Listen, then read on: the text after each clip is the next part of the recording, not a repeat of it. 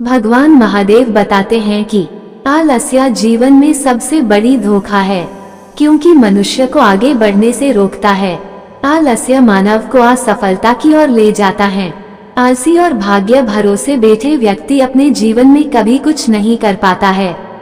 महादेव नारद जी से कहते हैं कि जो लोग आलसी होते हैं उनके लिए विस्तार में एक कहानी के माध्यम से बताता हूँ। नारद जी बोले, ठीक है प्रभु बताइए। एक समय की बात है कि एक आश्रम में एक शिष्य अपने गुरु का बहुत आदर और सम्मान करता था, परंतु पढ़ने और काम करने में बहुत आलसी था। हालांकि वह कार्य करता जरूर था, परंतु दीर्घसूत्री था। दीर्घसूत्री का मतलब जब कोई कार्य करना चाहिए तब नहीं, बाद में करने की सोचता था।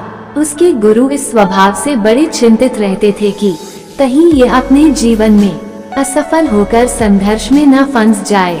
यह ऐसा व्यक्ति है जो बगैर परिश्रम के ही फल पाना चाहता है, हमेशा सुअवसर की तलाश में रहता और भाग्य के भरोसे ही जीवित है।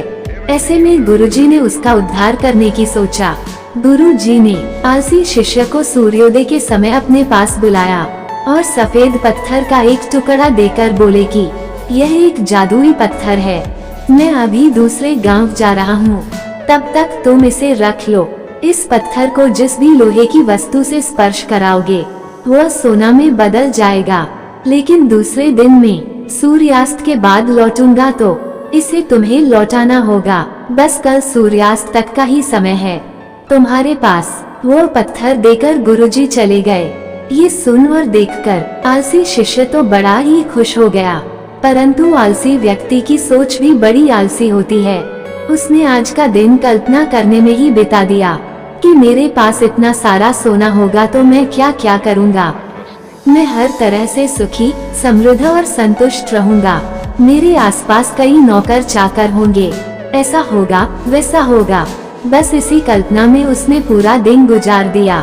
फिर दूसरे दिन जब वो प्रातः काल उठा तो उसने सोचा कि आज तो स्वर्ण बनाने का अंतिम दिन है।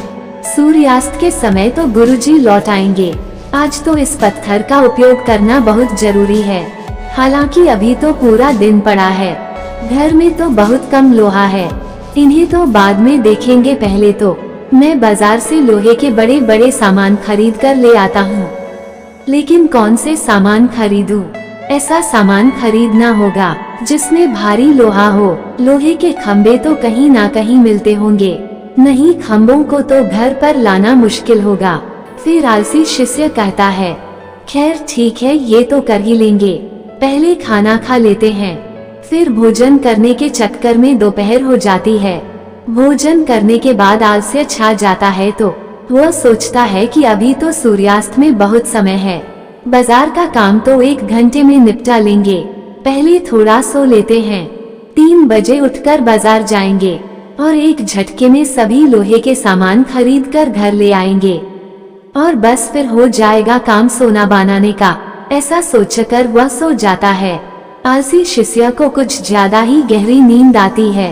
वह नींद की गहराइयों में खो गया और जब नींद खुली तो देखा कि बस अब तो सूर्यास्त होने ही वाला है। अब वो जल्दी जल्दी बाजार की तरफ भागने लगा। आधे रास्ते में सोचने लगा कि अरे वो पत्थर भी साथ ले आता तो अच्छा होता, क्योंकि लौटने से पहले ही सूर्यास्त हो जाएगा और गुरुजी आ गए तो। तभी रास्ते में उसे गुरुजी मिल जाते हैं। उन्हें देखकर वो घबरा जाता है और उनके चरणों में गिरकर कहता है, क्षमा करना गुरुजी, उस जादुई पत्थर को 1 दिन और मेरे पास रखने दीजिए। लेकिन गुरुजी कहते हैं कि नहीं, यह नहीं हो सकता, अब तुम अवसर खो चुके हो। गुरुजी के मना करने के बाद शिष्य का धनी होने का सपना चूर चूर हो गया। वह शिष्य रोने और पछताने लगा। प्रिय भक्तगण, कथा को यही समाप्त करते हैं। प्रिय भक्तगण, कथा अच्छी लगी हो तो लाइक और चैनल को सब्सक्राइब नहीं किए हैं तो चैनल को सब्सक्राइब करें। धन्यवाद।